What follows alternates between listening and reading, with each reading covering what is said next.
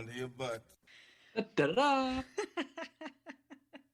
Oh, hello. Welcome to episode 132 of the Civil War Breakfast Club podcast.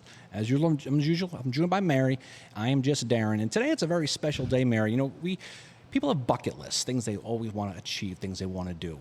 And today we're kind of achieving one. We're talking about the Lincoln assassination, the conspiracies from where we are. We are doing this episode from Grant Hall in the actual courtroom of the Lincoln conspirators trial, and this is it's a mind-numbing experience to be here. And to make it even better, we are joined by three special guests who all bring a level of expertise to this. And so let me just go around the room real quick and introduce our folks. Adam Oler, he's here.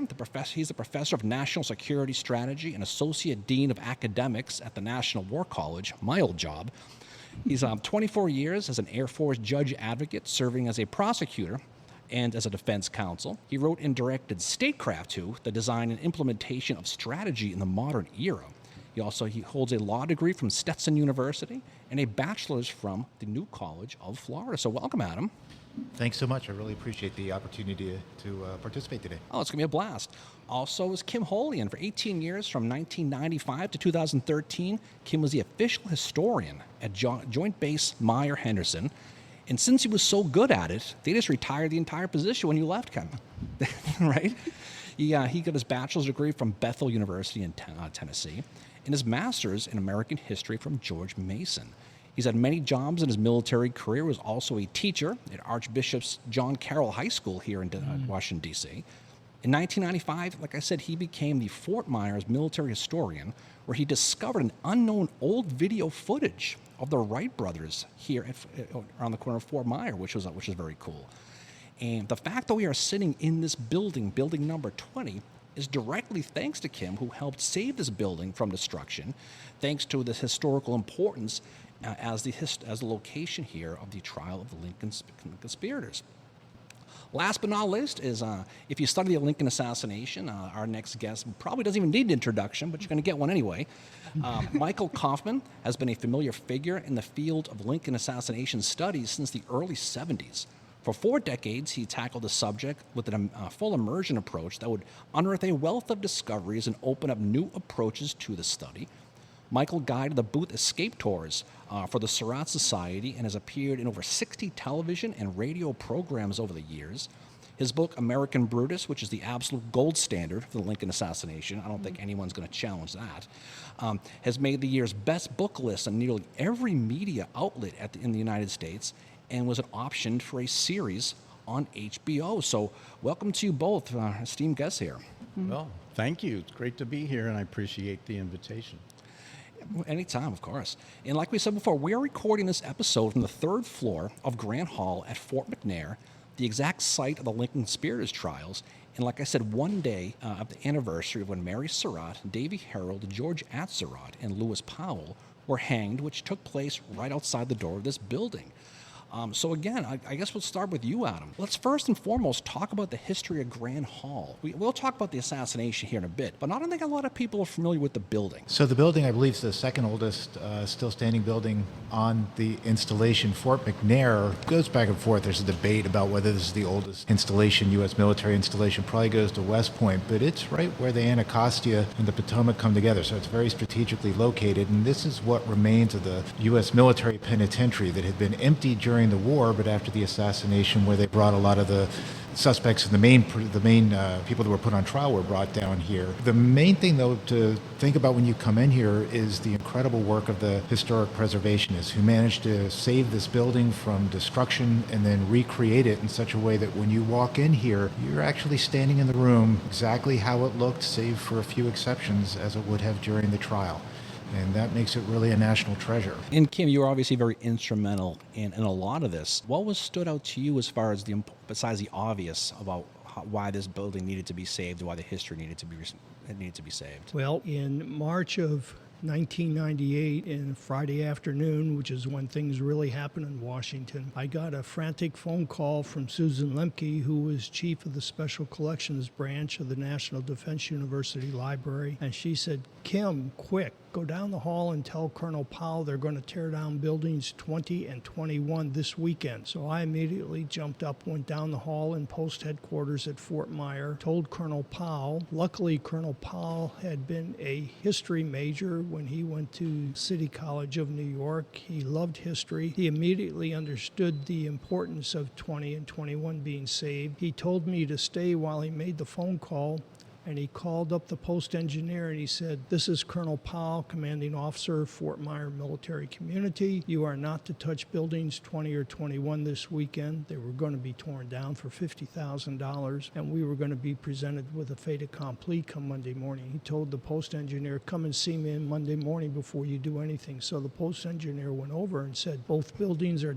dilapidated, they're wrecks. We don't have the money to preserve them or to rehabilitate them. They need to be torn down." So they made building 20 and 21 into office buildings, and they cut them up into cubicles on each floor. And if somebody were to go back in time, and the anniversary was yesterday, talk about what they would have seen here in this facility. People who come to Fort McNair now, obviously it's a lot different, this building right here. What would they have seen if they were to come here visiting back in the day? As you see in the movie The Conspirator at the very end, the front face of this building was the front of the Washington Arsenal, the Washington Penitentiary as it was known. From this area up to Capitol Hill was basically pasture land with a few buildings. From this area back towards the confluence of the Anacostia and Potomac rivers was the Washington Arsenal, which was a mass producer of weapons and ammunition for the Union armies during the 4 years of the Civil War. So you would have been walking right into where you see those photographs of just racks of cannonballs and long lines of cannons. The women war workers along the James Creek area were producing tens of thousands of rounds of small arms ammunition every day.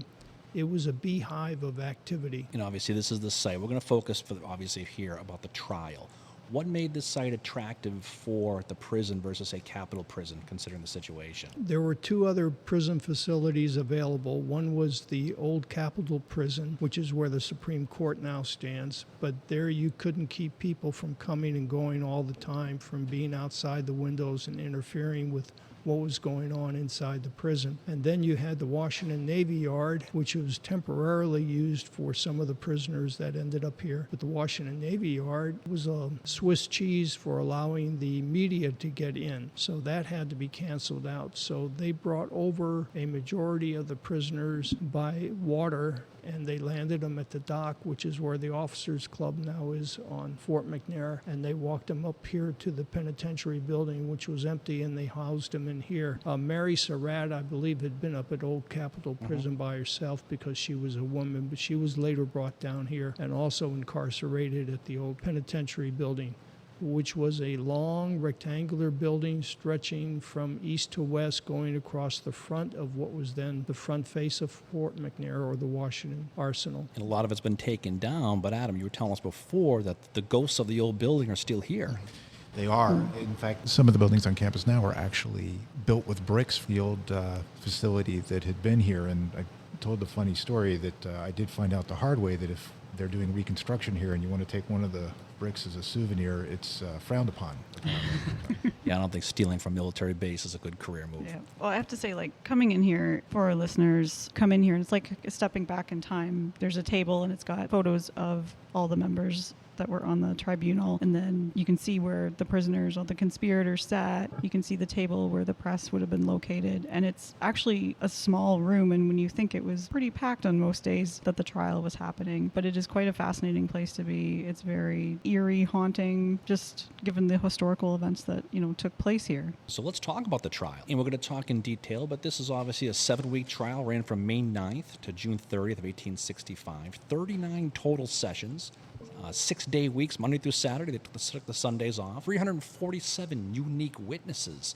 And again, was the focus of the nation. So it was 8 total defendants. It was Michael O'Laughlin, Dr. Samuel Mudd, Samuel Arnold, and Edmund Spangler. But we're going to focus the rest of this conversation on the 4, the one who paid the ultimate price for their association with John Wilkes Booth. That was David Herold, George Atzerodt, Lewis Powell, and of course, Mary Surratt. So let's start with David Herold, Michael, and let's talk about these people and see their upbringing. What led them on that trail to find themselves here to Grant Hall that day? Well, I've always referred to David Herold as sort of the roommate from hell type of guy. He was a young man, early 20s, and it always surprises people to know that he was educated at Georgetown. His father was a successful government employee, and they gave him everything they could give him, and he seemed to disappoint at every turn. And as a matter of fact, the father, Adam George Herold, died in 1864, a year before the assassination. And if you go and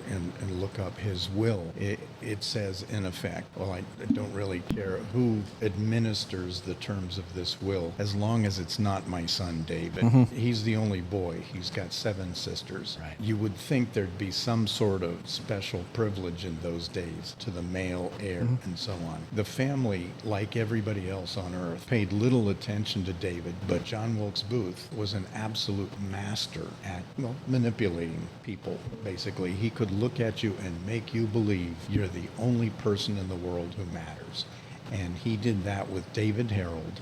And here's this guy who's rich and successful and good looking and can get as many girls as he wants, and that's probably the most important part of it. David Herold just looked at him and said, wow, that is amazing, and he is buddies with me, and therefore I'm loyal to him forever. And he did literally follow Booth to the end of the trail, and he was amazingly loyal to Booth, and I think that was just payback for the way Booth treated him. And you mentioned before, I mean, he comes from an affluent family. You mentioned before his father, Adam. He owned several properties here in town, and he basically, Davy was, you said before, he is the only surviving son with 7 sisters, which you couldn't imagine how that must have been if you just think about it. He was somebody who was kind of, they say they're somewhat rambunctious in school. You mentioned about the will. I don't want to say gullible, but somebody you could talk into things. He liked to be with the popular boys. He liked what he got out of that relationship with Booth. He got to hang out with a famous man. He got to tell people, I know him. He's my buddy, And that counted for a lot. Now, Herold had been a clerk in a drugstore. It was said that he's delivered medicine to the White House, to President Abraham Lincoln. This may be a whole side topic, but anybody could go in the White House in those days. And Herold probably went right in, walked right into Lincoln's office and personally handed him the medicine. I mean, this is the way it was in those days. But anyway, they used to say, in fact, one of Herold's bosses even testified, he didn't want David to go to the White House anymore because he was afraid that he would switch up medications just as a joke. Probably, I think it was castor oil they delivered to the White House. So Yeah. I'm not sure. Yeah, He must have had a tough day. I think that's what it was. But that's kind of how it was. And there's that story where he's going to ultimately first meet John Wilkes Booth while going to see his play at the Marble Heart in 1863, and he's wowed by this amazing actor. And he says he went between, kind of like Tad Lincoln, he kind of went between acts to go and meet him, and he was just spellbounded by him, and he would just stargaze. And I think that was something that for someone like for most people, I mean, if you run into a famous actor who suddenly acts really nice to you, you're going to be taken aback. But especially someone like Davy. Booth strikes me as the Brad Pitt of his day. Yes. Nothing I would against agree. Mr. Pitt. It's just that he had that Hollywood persona. Yeah, we've had people, people say like, well, who can you compare John Wilkes Booth to today? And I'm like, well, yeah, Brad Pitt, Leonardo DiCaprio. Think of any famous actor and think of them doing what he does. Well, yeah, history makes him look like he's some kind of B-level, and he wasn't. John Wilkes Booth was one of the best actors of his time, obviously from the famous Booth family. Yeah. He was more physical than Edwin was. Yeah, he's a very different actor from his brother. But he was A-list. Absolutely. Yeah. So you can imagine what it must have been like to be in that situation. Oh, Davy Herold was, I guess you could call him today, like kind of a fanboy of Booth. Yeah, as you said, Michael, he's with to the bitter end. And we were just at Congressional Cemetery where Herold is in an unmarked grave. And that's the one thing we talked about when we were there is like, this is the guy that stayed with Booth till the bitter end. And we drove across the bridge that Booth went across that night. There's so much history to see, but going to see Davy Herold, it's kind of obviously it's sad, and you don't want to embellish somebody who was part of a Lincoln assassination. But this is someone who did everything possible in his mind to try to be that popular boy, and he ends up in an unmarked grave, and it's a sad reality if you think about it. Yeah. One of the approaches I used is to tracked down descendants to look into personal connections. And I thought it was interesting that because David Herold lived only a block or so from the Marine barracks, he actually had a lot of friends who were members of the Marine band. And those people made very little money. I think it was like $8 a month or something. And so they moonlighted. And where did they go? Well, they're musicians. They're professional musicians. So they go to the theaters. The people who worked in the Ford's Theater Orchestra, generally speaking, were also members of the Marine band. And David Herold knew them. And that is the connection that got Herold into the orbit of John Wilkes Booth. Mm-hmm. So it's a Marine band conspiracy. That's maybe a Georgetown one. 3 out of the 8 were from Georgetown. Yep. Yeah, that's right. And there's an old big East Boston College guy. I can't blame him. And all but one was the son of a woman named Mary. Yeah. Well, we know how Think bad about people that. are. Yep. Married. I don't mean to start. I'm going to hear about that. No, and Davy's plight, ultimately, like you said before, he was loyal to Booth, and it took him right from the beginning, right to the end. And we'll talk more when we get done with all the intros about these people, about the conspiracy and how it led to the assassination. And it really was a surprise to a lot of people, especially the next one we're going to talk about, which is George Atzerodt. He was born in June of 1835. He's from Germany, or Prussia, I guess it would be. And he comes to the United States at age 8 in 1843, and he opens the carriage repair business down in Port Tobacco, Maryland. He's going to do whatever he can to make money for his family. Everyone's motivated by different things in life.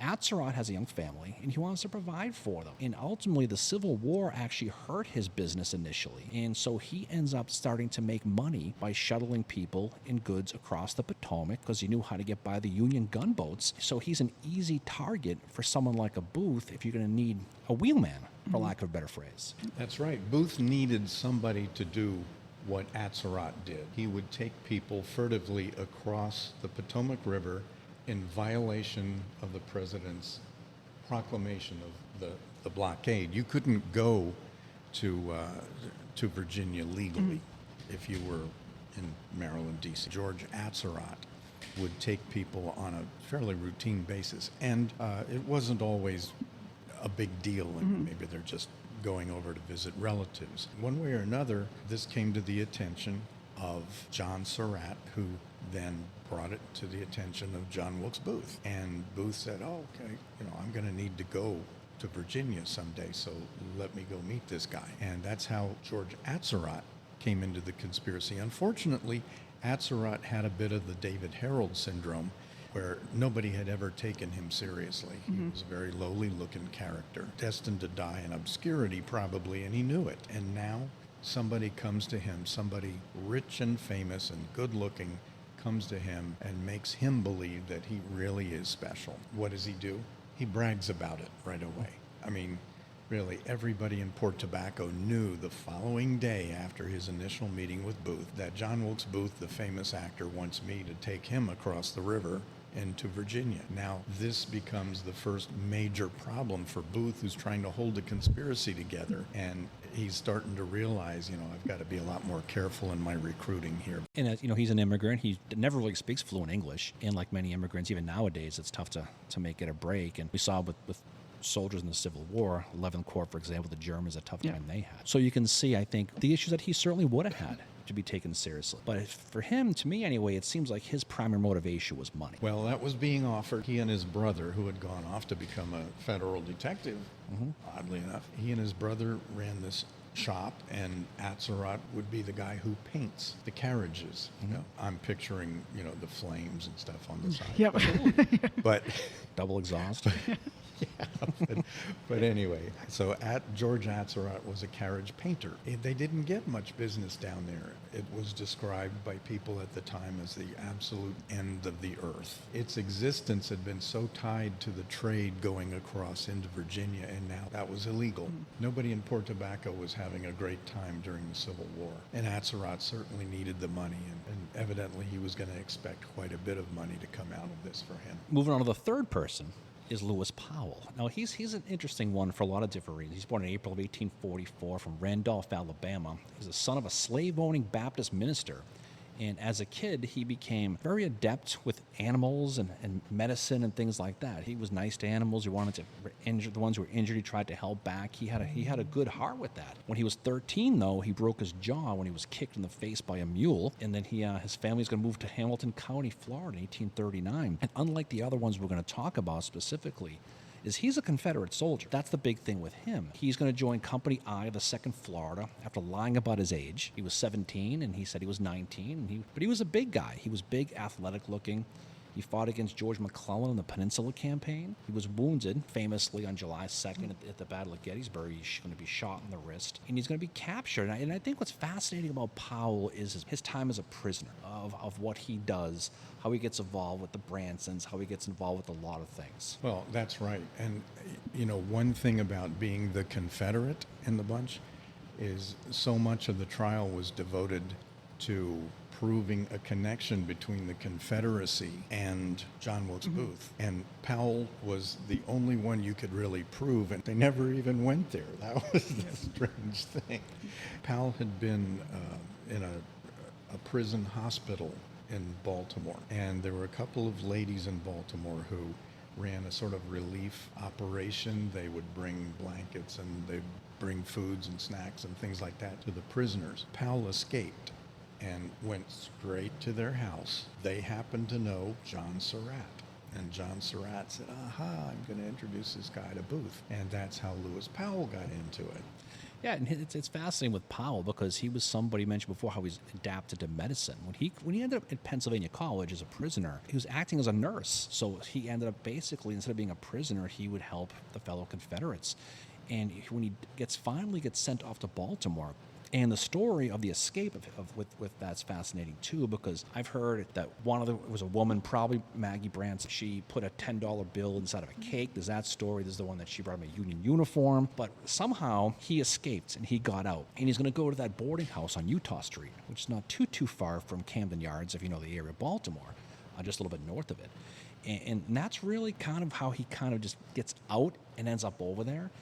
And then he eventually is going to leave. And he's going to basically go to the house of a guy named John Payne, who's going to have a young son named Lewis Payne. This is the name that Powell will use later, especially when he got caught, different things. He would give the name Lewis Payne, which is why you still see today him referred to as Lewis Payne. It's just really neat. He's going to find out, he's going to learn of John Mosby's partisan Rangers are in the area. He's going to join almost immediately. He's going to jump onto that. He's going to spend close to a year with Mosby's Rangers, and he's going to basically be one of his best men at one point. Somewhere along the way, he ends up going to Richmond. And this is a debate. Michael, I know you've talked about he met someone in Richmond to bring him back to Baltimore. There's other stories where he saw Richmond, saw how futile it was, and it made him angry as a Confederate, of why he ended up going back to Baltimore and leaving the Rangers. Well, the thing about Powell, I keep calling him Powell, and that confuses people, Right. because he used the name Payne, he used Kinchlow, he used Wood. He used Mosby.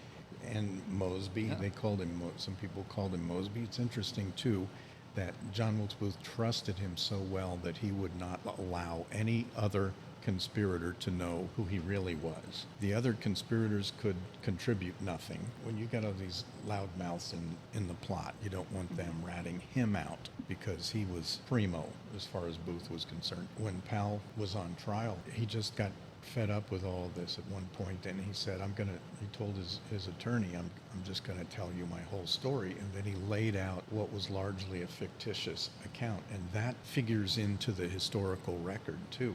It's hard to know what's true and what's not true. There was a Union scout, a guy from Ohio by the name of Dick Blazer. He had been captured, and they needed somebody to take him down to Richmond to have him admitted to one of the prisons down there. They chose Powell because, in part, he had gotten himself into trouble with some of the other Mosby's Rangers. They were abusing someone's, suspected Yankees. And Powell said, hey, these guys are my prisoners. You're not going to abuse them. You're not going to touch them. You're not going to do anything to them, because they are my prisoners and I'm responsible for them.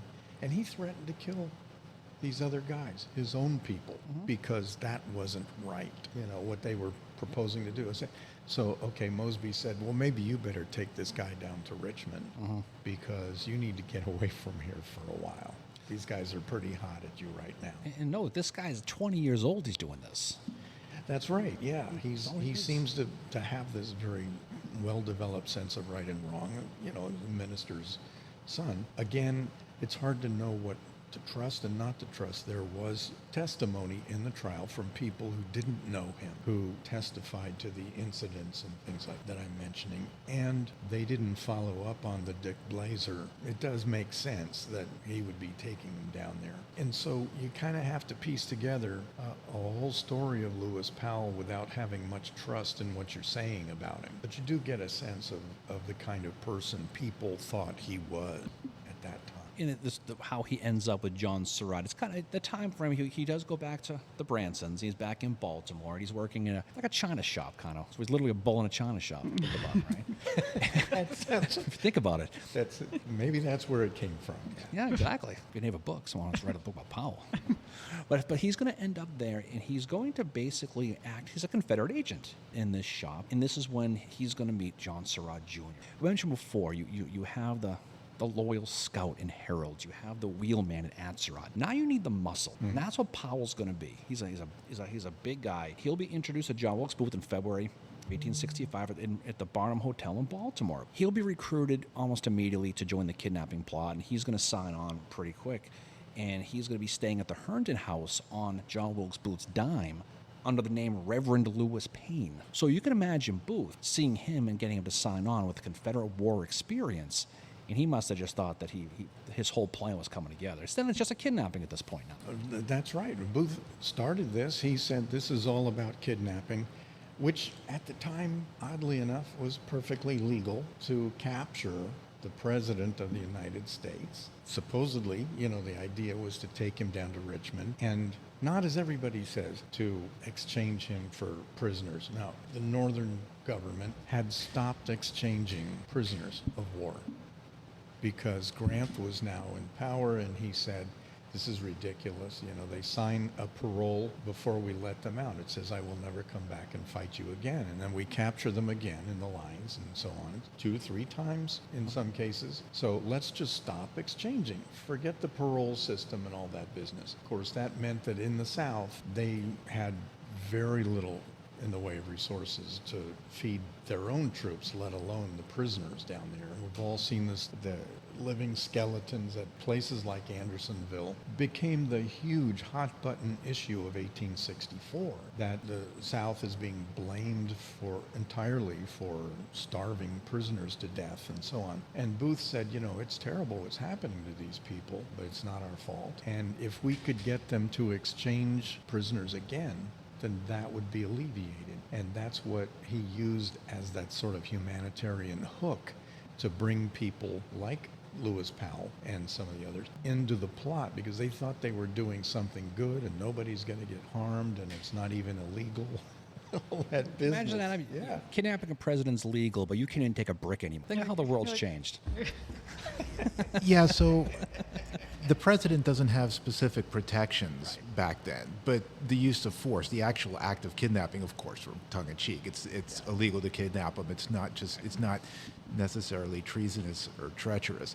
I think the other thing, too, in the North, it's so important when looking at 1864, it was also a huge issue in the North, too, and one of the campaign issues against Lincoln in that election was the fact that the exchanges had stopped. But the other reason, of course, the exchanges had stopped is because the Confederacy had refused to give prisoner of war status to African Americans. They had stopped because of the threat of reprisals. And their white officers, too. And their white officers. They had stopped executing them on site, although there were issues at Petersburg that you've covered elsewhere. Mm-hmm. But I think that's a big part of it, too.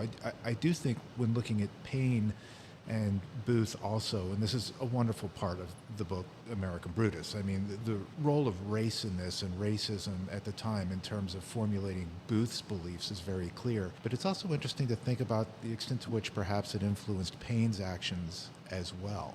And I'll plug the museum here, the floor up here also, some of the newspaper articles that are on display. Atzerodt is treated in the most verbose, awful, racist terms by the press as well. We have some of those images and caricatures there as well as a reflection of the time. One of the things that what Adam just said is it brings up the class structure. In the trial, you had Dr. Mudd, who was considerably higher socially than some of the other men. He did not have to wear a hood. The others, Mike O'Laughlin and Sam Arnold, they were kind of middle class types. And they did not have to wear leg irons with a big ball attached.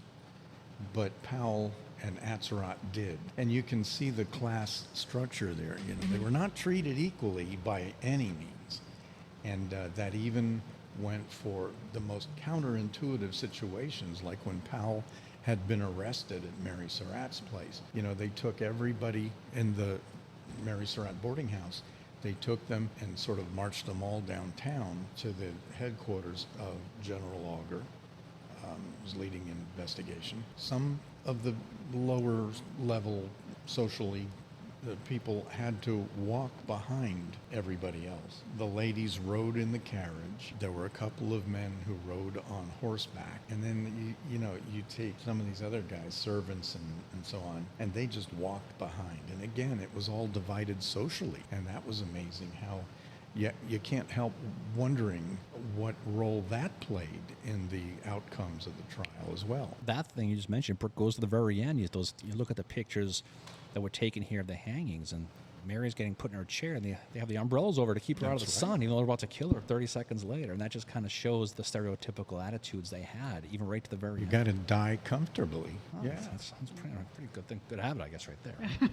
We'll talk about Powell's last moments, speaking of dying uncomfortably, when we talk about the hangings.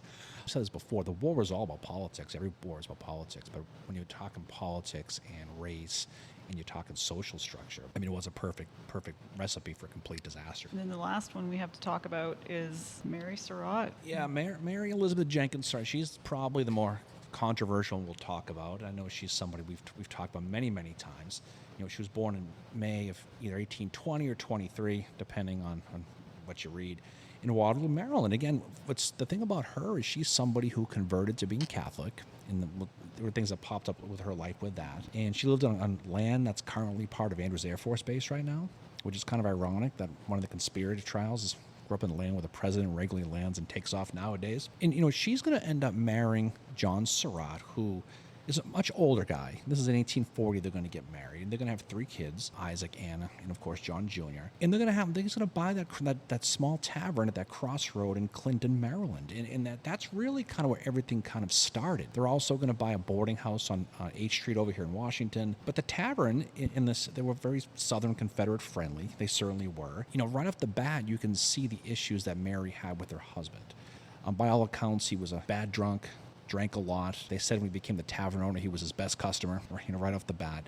So you can see it was a difficult place for Mary to raise, all of them, Isaac, Anna, and John, in this situation. And it's when he dies unexpectedly in 1862, they're going to basically lease what's going to become Surratt's Tavern to a guy named John Lloyd, and they're going to move to that H Street property, and they're going to create it into a boarding house. And that's kind of where everything kind of goes off the rails. The thing about Mary is that she's obviously... she can be polarizing to a lot of people even nowadays, but you can sort of see the wheels in motion, kind of like it went with Powell leading to that Surratt family. Mary was believed to be the ringleader. Right. And they said that they all met at her house. Not true. There were enough visits by enough of these people to her boarding house that, in fact, they, you can say that with some validity, but it's not really. But anyway, so she had this boarding house in Washington, and she had moved there the previous December, and it was a convenient place for people to come. But Confederates, like her son, who was a courier for the Confederate government, Confederate State Department, they would pass through Washington going between Montreal and Richmond, and they needed a place to stop in Washington. That's where they stopped, at Mary Surratt's place.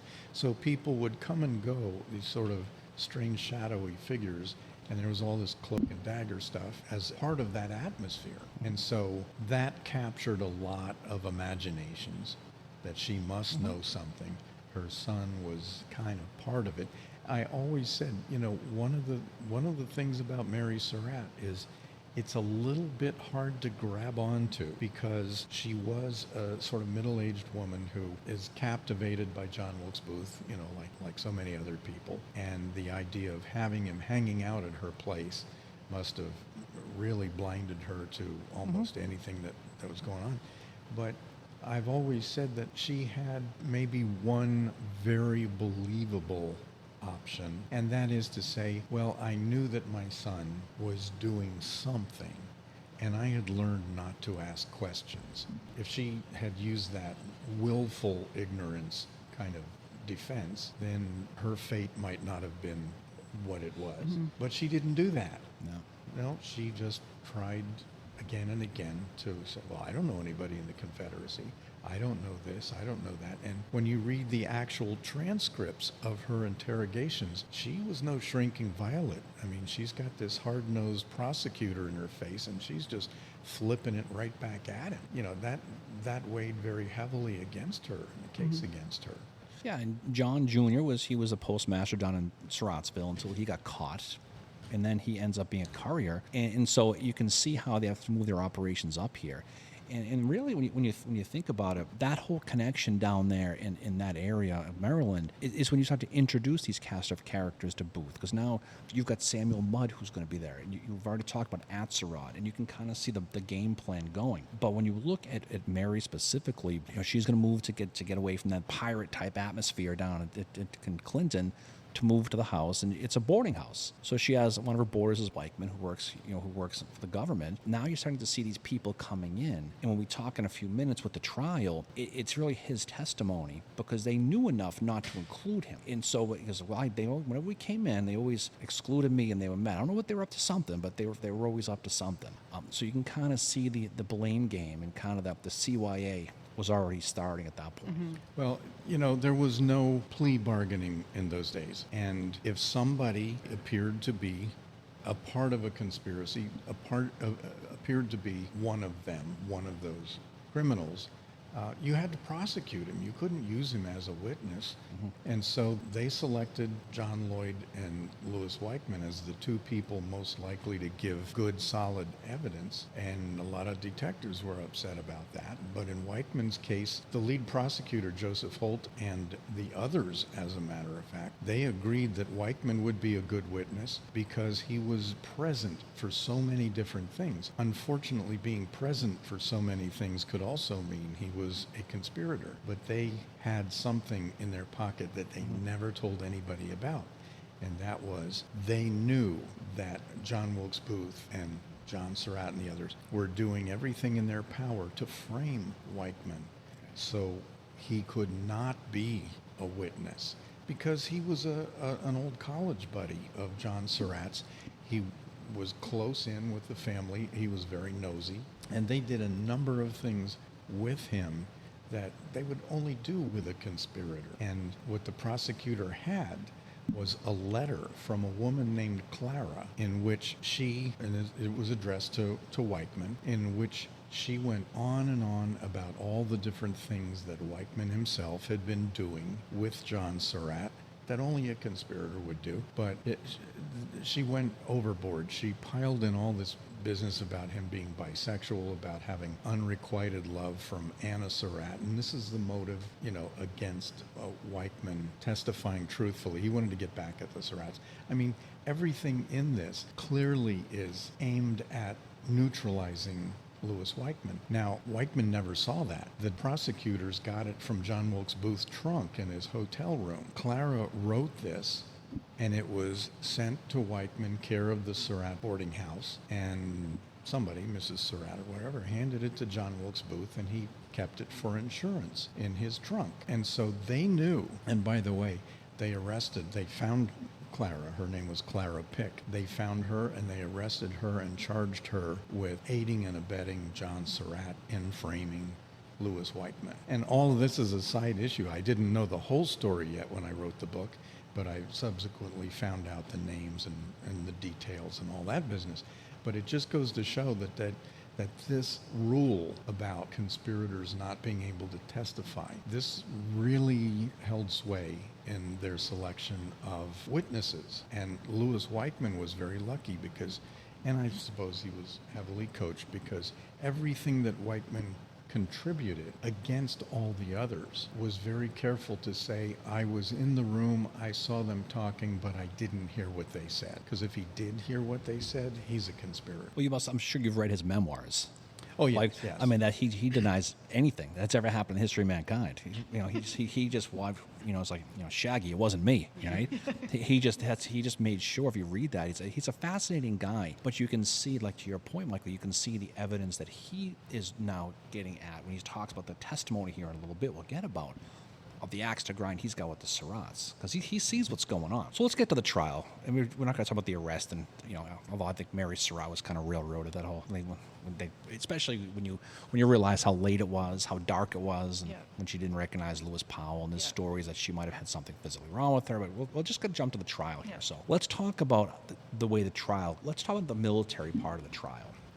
It's versus a civilian, because that's another thing that comes up as they talk about how and why that this trial, when it was done, was run as a military trial and not a civilian one. Well, that was on orders of the Secretary of War, Edwin Stanton, and 2 years afterwards, in 1867, the Supreme Court ruled that civilians could not constitutionally be tried by a military tribunal where civilian courts are in session. So that doesn't help the 4 people that were hung here, but it goes back to Stanton, and he wanted a military tribunal. Stanton was the personification of a Washington bureaucrat bully. It should be brought out that in the antebellum legal system, when he was involved in the first, I believe it was, billion-dollar case in American history, he went over and bribed the clerk of court to give him the information that the other side had, and that would have gotten him disbarred and whatnot, but nobody knew about it at the time, so the man got away with that. He reminds me very much of J.R. Ewing in Dallas. Yes. When asked how he could do all these horrible things to so many people, replied, "Once you lose your scruples, the rest is easy." Stanton had no scruple, and he brought people like Weichmann in and others involved in this case and browbeat them behind closed doors. And I have had various supervisors in my federal career of 41 years attempt to do the same thing with me, once at the State Department, once at the National Guard Bureau, and once at the Army History Office.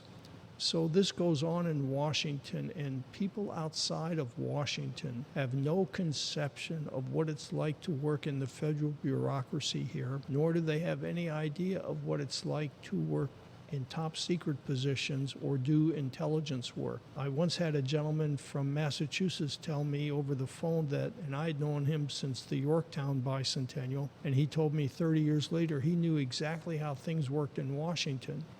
And I said, "Oh, how's that? You've never lived here, worked here, etc." So, "Oh, my brother works in Washington." "Where does he work?" "DEA." "Okay, where in DEA does he work?" "Well, he's in Frederick, Maryland."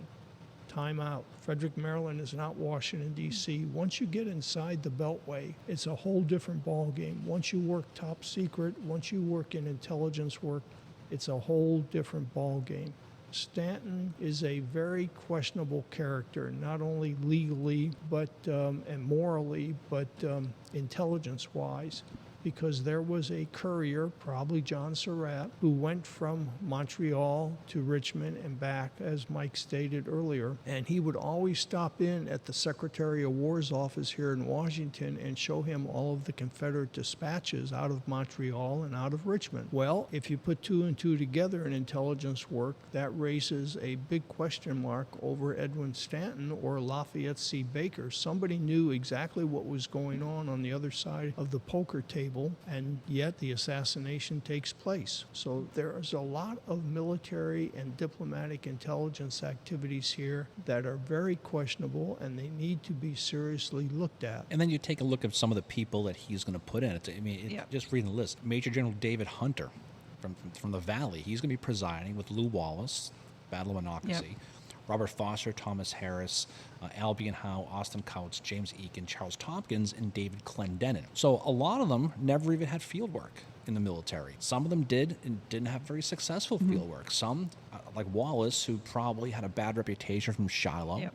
that he was still being chasing his tail around looking for a way to redeem himself. Prosecutors Joseph Holt, John Bingham, and Harry Burnett, and you look at the trial, and we can talk about the kangaroo court and all that stuff that's talked about, but this is a situation where you're having the prosecutors basically nodding to the justices and is that okay? Yep, that's okay. And so it was a tough spot. There was one point in the trial where one of the prosecutors had objected to something, and the Judge Advocate General, Joseph Holt, who was an advisor to the commission, when people started getting into the argument, he said, it's not really just kind of in the interest of keeping things moving here.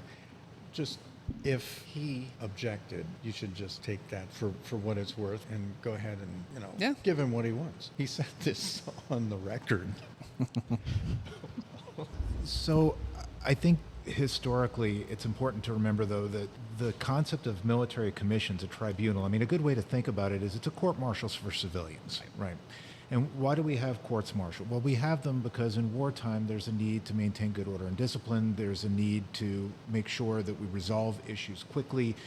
And it has historically, for a long time, it's evolved dramatically since then. And then the military justice process today doesn't resemble what happened back then.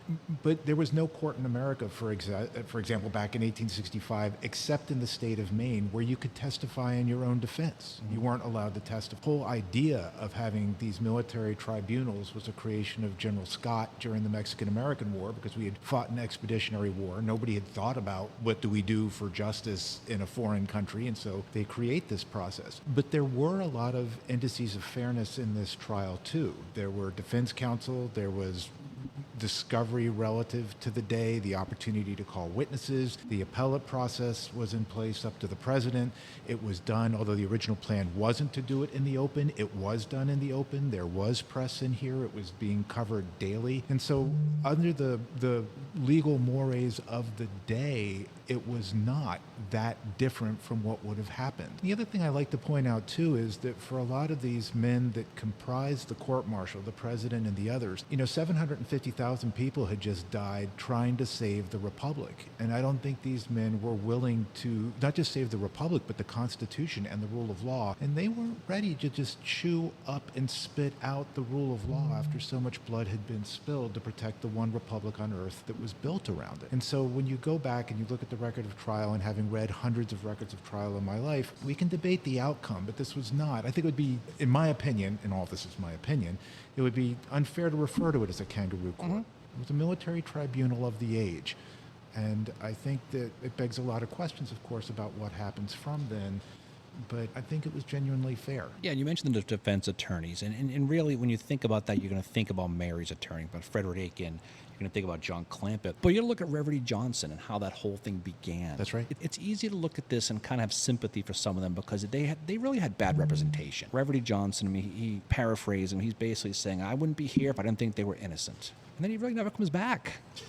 So what kind of message does that send? I think, though, in the law, we typically will say most cases, the outcome, 90% of the cases are decided by the facts. And, it's the old quip, if you have the facts, argue the facts. If you have the law, argue the law. If you don't have either, argue like hell. Right. And this is one of those circumstances where there was very, very strong, overwhelming evidence of the conspiracy. The fact is that conspiracy led to the murder of the president. And under the law at the time, and indeed in our own time, the conviction would have stood. Well, yeah, we can talk about that because, John was charged a couple years later in a civilian trial with a lot of the same witnesses, a lot of the same evidence, and it was a hung jury. So, you can make a case either way. I hear you, I do. But I think when you look at how this all went, I think, and we can talk about this as far as the evidence goes, but a good amount of the evidence against them, was that testimony by Weichman and especially John Lloyd. And a lot of it could be considered hearsay, right? A lot of it could be, even George Atzerodt was offering to go on the stands and give states evidence, and they said, okay, fine, and then they're just going to use it against him anyway. So I think that's the contrast. But again, when you look at it, I think it's easy to agree that they probably were not very well defended. That's true. I think one of their biggest problems was their representation. Right. And even William Doster, Harvard and Yale educated attorney for Powell and Atzerodt. Even he made some pretty serious missteps. But it really needed to be said, and thank you for saying it, Adam, that you have to look at this whole thing in the context of its time. And if you go back, you look at the legal manuals and in all of the different books about criminal procedure and so on, it's shocking, really, what civilian courts would have been like. And there are different areas in which this particular trial was actually a little more fair than what some of the civilian courts would have been like. And a little illustration, there is so little attention paid to the rules of the day that I went into a law library. Every time the transcript referred to a certain authority, I would write that down. I went into a law library and I said, I would like a copy of this legal thing. You know, it's like 1,500 pages thick, and I would like to check this out. And the woman said, wait a minute, you've made a mistake on your call slip here. It says 1853. And I said, that's right. And she said, 1853. And I said, yes. And she looked at me and said, okay. And she went back to the stacks and she brought back this, blew the dust off of it. And she said, well, here you go. And then she said, that's 1853. And I said, yeah. And she goes, you realize this is out of date. So I guess it's not that often that people actually go back and look to verify, because I didn't trust, I'm hearing things about a law or a rule that didn't make sense to me. And they're saying, it's right there in Francis Wharton's book on da-da-da. And I went out and looked at Francis Wharton's book, and guess what? These guys knew what they were saying. Yeah, it was weird to a modern day sensibility. Yeah, and much like the Civil War, for example, you look at it, that the worst thing you can do is look at the Civil War through today's looking glass, because and so this would be the same concept, because it's always impossible to look at 19th century life, culture, politics, and values with today's, because it's just night and day. And that is always a danger, no question. I think another thing that does continue through time, so this idea of conspiracy, right, and being able to hold people accountable for something that somebody else had done. It was the key reason why people were executed. I mean, under traditional law on the continent of Europe, if you didn't actually pull the trigger, you couldn't be held responsible for the murder. There was no conspiracy concept. And so the same concept that they use here for conspiracy is what we used during the Nuremberg trials. That's the only way that we're able to convict the leading Nazis who had not themselves pulled the trigger, but had put in motion and been part of the conspiracy that had led to the deaths of so many people. So that aspect of it is also relevant and continues through time. If one of the things that I think people, when they come to the courtroom, are kind of surprised about, if they've seen the movies or something, they say, well, how is it that the law enforcement officers were able to go into their houses and just seize Booth's boot without a warrant, or things along those lines? That's a development of the last 50 years. But for 100 years, if you go in and you steal, or if you search a house and you do it the wrong way, the only remedy for the person that had his or her house searched was to sue the officer in civilian court, in a tort court, to get some money from them. So a lot of these concepts that we have evolved over time, but it was trials like this that informed the need for improvement and the progress that we made over time. And but for missteps and successes in trials that occurred in places like this courtroom, we wouldn't be where we are now. So when you look at the final verdicts, of course, all 8 of them were convicted.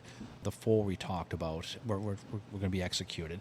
But if you look at the other ones, Michael Laughlin, Samuel Mudd, and Samuel Arnold initially get life sentences at Dry Tortugas in Florida. If you take a look at Evan Spangler, he's going to get 6 years, and so no one got off. But when you look at the mindset, especially the politics, you mentioned before what a big, huge story, of course it was going to be. You could see how the tide changed on Mary, where it turned into hanger, until she is convicted and ultimately executed, and it turns into how could you possibly hang a woman, and how that puts someone like President Johnson in the middle of that whole thing. Certainly, and the quip, probably accurate, is that she's the first woman killed by federal authorities. There may be some events on the plains that would challenge that. And of course, afterwards, because it explodes politically, Johnson starts retreating from it and saying, the only person that you could appeal to in any commission, military commission in the Civil War, was the president. Indeed, his last day alive, he spent a big chunk of that morning looking at whether or not to give pardons or clemency to people that had been court-martialed. It was actually a safeguard because courts-martial had a very high conviction rate, and that process is still kind of in place. I do like to point out, too, is when you come to this room and you see it, for the women of the age and what they were going through, about 500 feet behind us is the site of the largest explosion to occur on Fort McNair, where I believe it was 24 women were killed 160 years ago last week. And one of the reasons that so many of them die, they're choking cartridges. There's a small monument. When you come to visit the campus here, you should definitely take a look at it, or a small plaque. And they were choking cartridges, and somebody had been making some fireworks outside. A little bit of black powder flies in, blows the room up, and kills almost 24 of them. But one of the reasons why they die is because the mores at the time is they were expected to wear full Victorian attire. They couldn't get out. They were tripping over each other. And so the evolution that we've had since then really is starting to begin at that point, but it hasn't taken off yet. And so when she's executed, Mary Surratt's executed, it brings in, again, these issues of class and the role of women and the place of women in society, and this matriarchal idea of protection that will greatly inform the women's rights and surrogate movements up into the 1960s and 70s. So there are traces of that in this trial here, too. Yeah, it looked like 5 guilty votes got you guilty out of the 9. 6 was you'd be executed. It seemed like it fell on the lines of, if you knew about the assassination, that was going to be your 6th vote. But it is interesting to see the fact that 5 of them basically appealed to clemency for Mary about having her sentence reduced to a life sentence. So you wonder how their thoughts were at the time. Johnson claimed that he never saw the appeal for clemency. Johnson was an intense alcoholic. He had a lot of blackouts. I have dealt with that in my family, and the people that have that type of alcoholism will have these blackouts, and they go on sort of an autopilot where you think you're dealing with someone conscious at a normal level, and really they're off on planet Pluto and will have no recollection of what they say or do during the time period of this mental fog blackout. And I have experienced that extensively in my family, and it holds true. These people have literally no recall of how they behaved or what they spoke or what happened during that alcoholic blackout period. I'd also like to point out something about the relevancy that Adam brought up very well, and that is in around 1980, I got a call at the Center of Military History from a Army General Staff officer, and said, I had worked with him earlier, and he said, Kim, we need to know how many people can be put at Dry Tortugas Island, and what are the main problems, and what are the main pluses, but we need that information. Well, my dad had been senior Army staff, so I knew when I got a call like this that it was time sensitive, so I said, Colonel, what's the turnaround time? 15 minutes. Well, I knew right away it was the senior level. So I said, well, because of my knowledge of the Civil War, I can tell you right now that you can put about 2,500 people on Dry Tortugas, 500 on each main side of the fort, and one side being administrative. I said, but you're going to have 3 big problems. There's no fresh water, so you're going to have to bring in massive desalinization plant. There's no toilet facilities, so you're going to have to bring in massive amounts of porta-johns. And third, the dock there is only for a small Park Service tour boat once a day, so you're going to have to build a massive dock.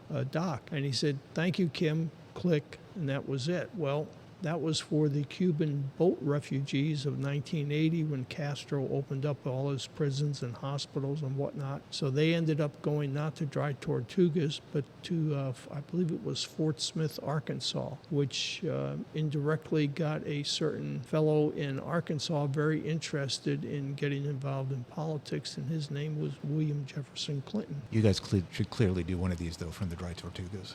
Oh my God. I'll take a trip to Florida. I'd be down with that. A little humid down there, though. Remember the Cuban thing? Have you seen the movie Scarface? The Al Pacino movie. The first couple minutes were about that. Okay. Fascinating movie, by the way. Dry Tortugas, that is That's a fascinating place. That's amazing. Well, it's kind of too bad that you can only get there by boat or plane. Certainly does restrict the tourist trade, but unbelievable. And only that's one of those things that where you've probably read something about somebody's reaction to going to the Dry Tortugas. They said, oh, at first he was really thrilled. He just loved it. He was going to like this. And then, of course, later on, it said, well, I know exactly what that's about. It's a tropical paradise from a couple hundred yards out. You know, it's beautiful. But when you're there for a long time and it's incredibly hot and the sand is, like crushed coral and there's no fresh water or anything, I mean, you really start to get that sort of blindness, with too much sun all the time and your eyes don't work right anymore. All of the things that you thought were going to be really, really positive traits of the place, no, not so much once you're there all the time. And if you're thinking about a life sentence there, no, absolutely not. No, but the ones who didn't get the life sentence was the ones we've talked about, Herold, Atzerodt, and Surratt. So it was 159 years ago yesterday to the date when they were executed. It was just outside that window over there where it took place, right where the tennis court is now. And if you read some of the accounts, again, this is, to Adam's point, you're executing a woman. This is a big thing. And I don't think anyone probably thought she would actually die until the very moment, which is why they kind of gave her kind of the quick version of the noose. They didn't have all the knots around it, right? But I mean, when you read some of their stories, how they were all brought out and how they were staged up, and they said Davy was nervous walking up there, and they said Powell walked like a soldier to his fate. Atzerodt was pretty much accepting what was going to happen, but Mary had a real tough time, and they put her in the chair. Like I said before, they put the umbrellas up to keep her out of the sun, and she kept saying, "Don't let me fall, don't let me fall." And and when you take a peek at the execution of Powell, there's that story where the captain is going to tie the knot on the side of his neck so it'll break his neck, and he tells him, "I want you to die quick, Powell." And his last words were, "You know best, Captain." But he didn't die quick. The scaffold fell. It looked like Mary died instantly. David twitched a little bit before he died. Atzerodt similar, but the crowd, they say, was aghast as they watched Powell on the end of that rope for 7 full minutes choking to death. So that captain didn't tie the knot right. He didn't die quick. But you take a peek at some of those pictures that were taken. The picture of the drop, for example. Yeah. They're famous in American history. But again, it's the end of a real sad chapter in American history. As far as whether you think people deserved it, whether they didn't deserve it, at the end of the day, someone was going to pay for the conspiracy, and that was what it was going to be. Mm-hmm. And we still deal with it today. I think when you come here and you look at the uprooted tennis courts, there's a good plaque there to help explain that they were buried there, and also Wirtz, the commander of Andersonville, who was executed up at the old penitentiary where the Supreme Court is now, they were all buried there, and then they were released. And Booth himself was buried under a warehouse that was attached to this building too, and the autopsies were done here. And then Johnson, eventually they passed them on. But we bring students up here at the War College, and we want them to see this climactic event of the American Civil War, to think about the role of military justice and justice more generally, to recognize that this is one of the stones in the pathway of our history that needs to be studied, the mosaic that is our history, and it's an important piece of it. It's also interesting, though, that it let the country turn the page a little bit, because when this was over, you think about, it's hard to imagine. I mean, we were all around for 9/11, and we remember the emotion that day, that week, that year, and how it faded. But when you think about, and it's important, I think, to look at the trial as occurring at a time where people thought that the assassination was a decapitation move, that it was a terrorist attack. There had been terrorist attacks in New York. It was rational, at least, to think that Richmond knew about the assassination piece. Mm-hmm. The country was starting to confront race issues that it hadn't looked at because emancipation had occurred, but the question of civil rights was just starting to come up. And so I think it does let the country turn the page into what's going to be, a pretty difficult chapter to follow, too. Now, this is obviously a very powerful place. You walk in here, you have the table set up, you have pictures of all the justices, the conspirators, there's a media table. So, and you mentioned before, you bring in your students from the War College here, and this is where I'll turn over to you, Kim. How does a person get into a place like this? I know there's a lot of tours that they do, so let's talk real quick about the building and how the public, because we're on a military base here, you need permission to get out here, and even let a Canadian out here. I can't believe that. But how can the average person come on out here if they want to come visit this place? A place that really everyone should visit. Mary wasn't the one we were worried about, Darren. Well, you have to realize that we're open only 4 times a year. You have to go to the Joint Base Meyer Henderson Hall website and look there for the Public Affairs Office, and under their section of the website, they will tell you how to process through coming here to get access onto Fort McNair. I would advise you to be very careful in regards to the calendar dates, because if the DC United soccer team or the Washington National baseball team are playing, traffic can be almost impassable on those Saturdays getting in and out of McNair. And also the waterfront area, the southwest waterfront along Main Avenue, can be very clogged up traffic-wise, so you have to be factoring that time into getting here and being on schedule. Also, it's extremely hot and humid because you're at the confluence of 2 rivers. So during the summer, the heat and humidity can be overwhelming, and you have to be aware of that if you have any medical issues. And last but not least, if you are confined to a wheelchair, a walker, crutches, cane, etc., you can only walk up 3 flights of steps to get to this room, so you have to take that into consideration, because there is no elevator or handicap access to the room. But the good news is the public can come out here, and there are specific dates, like you said. I think it's important to realize that you can. I think it's go on their website, like you said, Kim, and take a peek at it, because this is history frozen in time. And we were talking about before some stories you had about some spooky experiences here that we were going to talk about. Yes. Because it's a spooky place, it is. If you read Mrs. McClellan's book on Fort McNair, Silent Sentinel on the Potomac, published in 1992, in there she has a number of stories told to her by military officers and their families who lived in this building when it was quarters for military families. And they talk about Mary Surratt's ghost being in this building quite readily. And then when I worked here as the historian from 1995 to 2013, and this was office space, many of the office workers would tell me when I would come by about their experiences with strange noises, events, sightings, etc. So there's a lot of verifiable and unverifiable sightings of Mary Surratt in this building. Definitely, it feels like a spooky place to be in, but it's like also like stepping back in time. It's very well interpreted, and like I would encourage all of our listeners, if they are in the area, to try and get out. And the tours, just to mention, are the first Saturday. They've already done one in February and May, but there's one in August and one in November. So there's 2 more times that people can come out here and see Grant Hall and see the courtroom where the conspiracy trial was held. And the Joint Base Public Affairs Office has done an incredible job helping with accessibility. It can be crowded, it can be stuffy, which is understandable depending on the time of year, but getting on, don't be discouraged. I mean, it's pretty easy to process through the web page to get access here.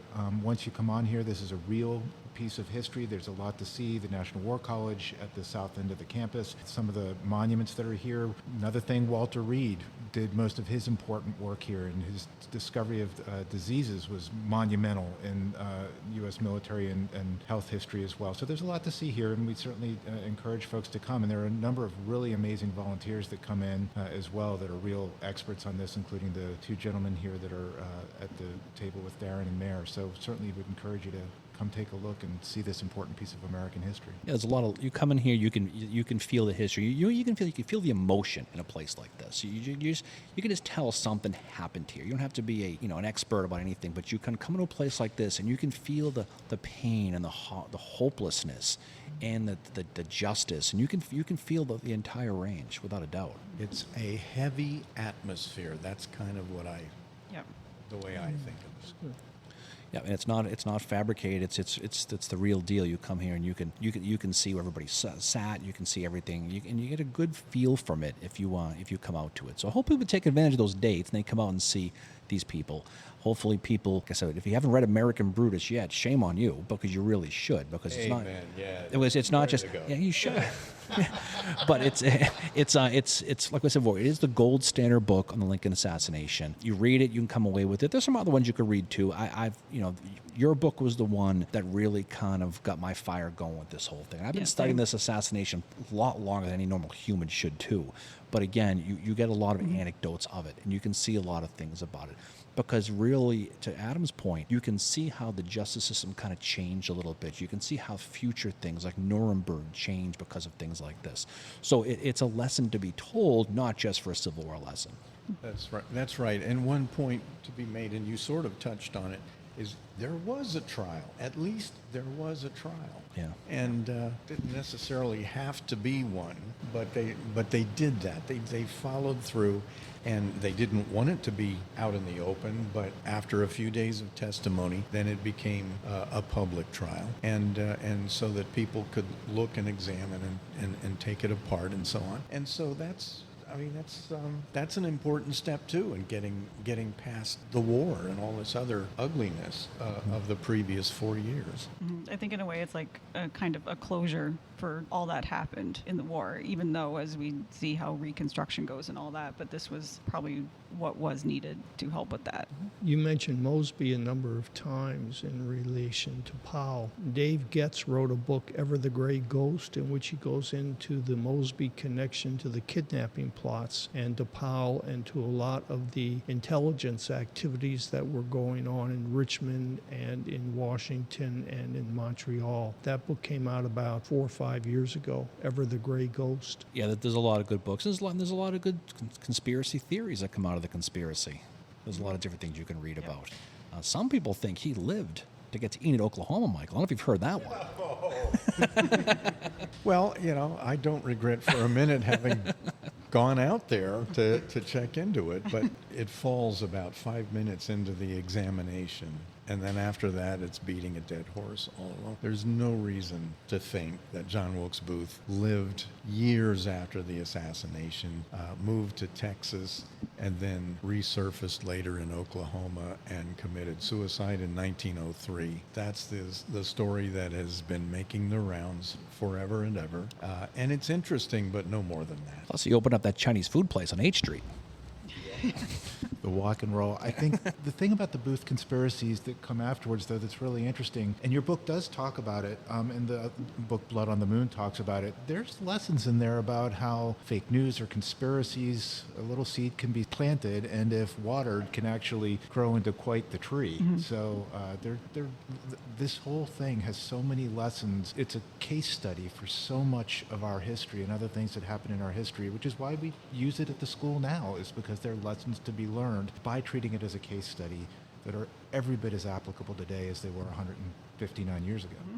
Yeah, and for a subject that, by all accounts, closure happened 159 years ago yesterday, the story just begins with stuff that came out of this books you can read, not just the one we were just joking about, the Bates book, but other ones that talk about connections and Stanton, Catholic Church, and all these different things. So even that didn't have the closure they wanted. It still continues on and on and on. Oh, by the way, we've mentioned Edwin Stanton and the idea that he was behind all of this. And I was no fan of his or of William Seward either, because Seward was also very vigorously pushing at the beginning all of the different things that were just leading to war. But when you see what they went through, particularly the Sewards, but all of the suffering and everything that's going on and being under constant attack, and they held up, and it is absolutely clear when you look at the correspondence, at the official records and the private records and everything else, that these two men, Stanton and Seward, were both very, very loyal to Abraham Lincoln. And they weren't the type of people to get involved in any kind of subversion. I really, really turned around into the biggest fans of these two guys.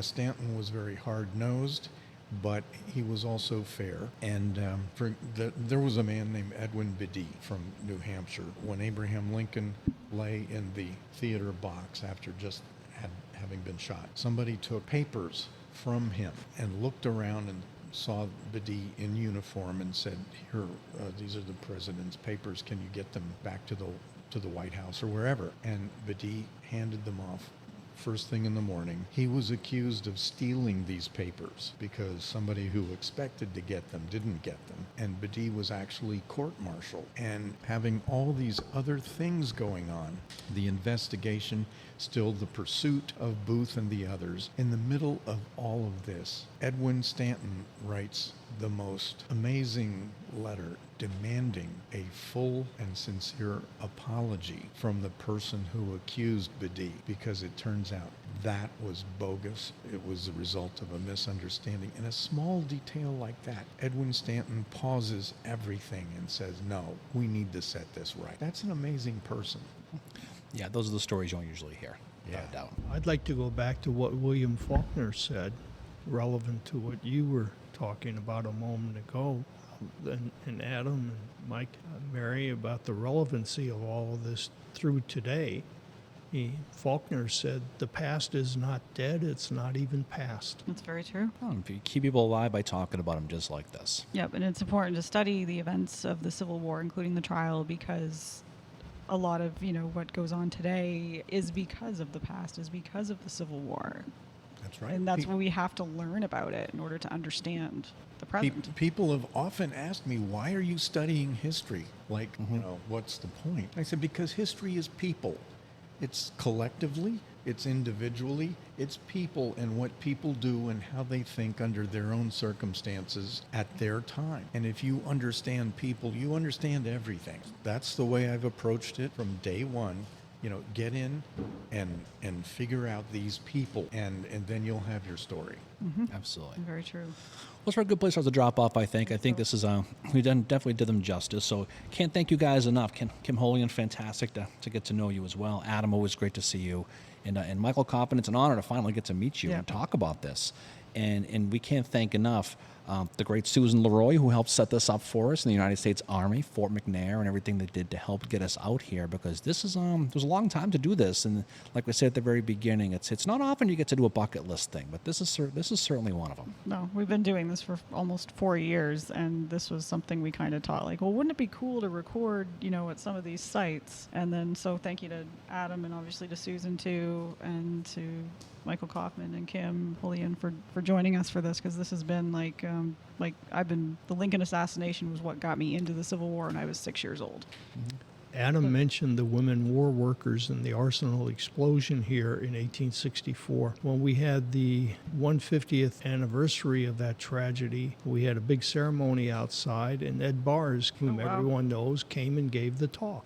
Ed was a good friend of mine for 40-some years. Well, one of the things Ed Bars always wanted to do was to come up to the trial room. So we had it specially opened up, and literally 3 or 4 of us came here with Ed, and he sat down where the tribunal sat, and he just glowed like a Christmas tree. He always wanted to come and see this room, but never had the opportunity because it hadn't been refurbished and opened, and now he was able to come up and see it in 2014, and it was a Christmas experience for him. And he just smiled from ear to ear, and everybody was just so thrilled to make Ed happy. It's awesome. It's definitely missed our little room, no question about it. So I know we got some stuff to talk about for the future, some updating episodes. So this episode will drop on Friday. Yep. It'll be Friday. So, and I think we'll put this on YouTube. So it was great. This is absolutely fantastic. This is awesome. Hope you guys enjoyed it. This was definitely a great experience for us. Thank you so much. Great time. Outstanding. Appreciate Thank it. you. All right, Mary, we'll talk soon, everybody. Thanks for listening. We appreciate it. We will talk to you all, as we say, on the other side. See y'all later. Peace out.